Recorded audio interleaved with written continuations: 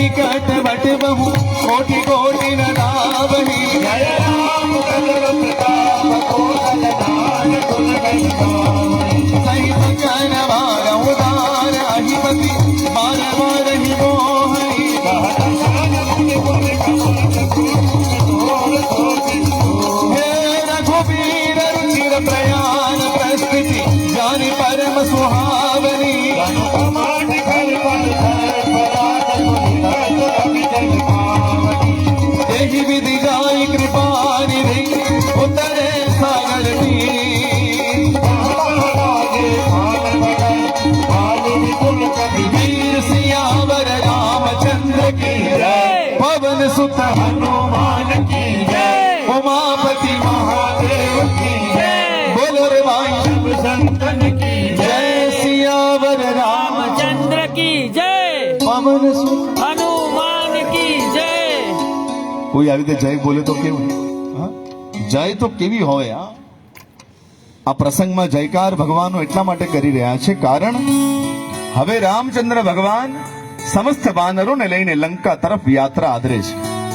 એ લંકા તરફની યાત્રાના શ્રી ગણેશ સુંદરકાંડમાં થયા છે. એટલે ભાવથી એકવાર જયકાર સિયાવર રામચંદ્ર કી જય, પવન સુત. हनुमान की जय।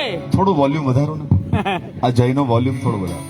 હા, આ બરાબર જયકાર થશે પછી આપણે આગળ જઈએ કારણ કે અત્યાર સુધીની કથા ઈહાની કથા હતી. હવે ઉહાની કથા કહી. હા, હવે લંકાની કથા ગાવાની છે. હા, અને કોઈ એવી ભૂમિ પર જવાનું હોય ને એની પહેલા આપણું સત્વ બરાબર હોવું જોઈએ, નહીતર આપણે એના રંગે રંગાઈ જઈએ. હા, આપણા ઓરા મજબૂત જોઈએ. તો આવો ભાવથી જયકાર. હજી તમને એક બોલો સરસ રસ્તો બતાવું. જયકાર આપોઆપ આવશે. આ અમારી જયકાર કેમ આવે છે એનું કારણ હવે તમને કહી દઉં, રહસ્ય કહી દઉં. આપણે જો થોડી વાર માટે ભગવાન રામચંદ્રજીની સેનામાં વાનર બનીને જોડાઈ જઈએ તો પછી જયકાર આપોઆપ આવશે. કોની તૈયારી છે બોલો આમાં જોડાવાની? હા, ક્યાં વાત. એક સરસ કવિએ લખ્યું હતું કે કોણે કહ્યું કે માણસ બનવામાં મજા છે?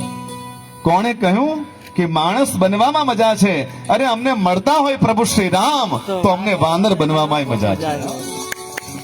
એટલે ભાવથી જયકાર બંને હાથ ઉપર કરીને, પહેલા હાથ ઉપર કરી લો. જય હો. શ્રી હનુમાનજી દાદા બિરાજ્યા છે ને ભગવાનનો જય જયકાર કરશો તો સંતો કહે છે કે જય જયકાર કરવાથી આપણા પાપ બળીને ભસ્મ થઈ જતા હોય.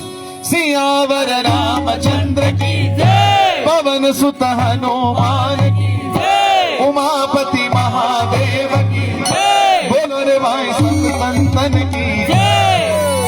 जय हो. वंदन.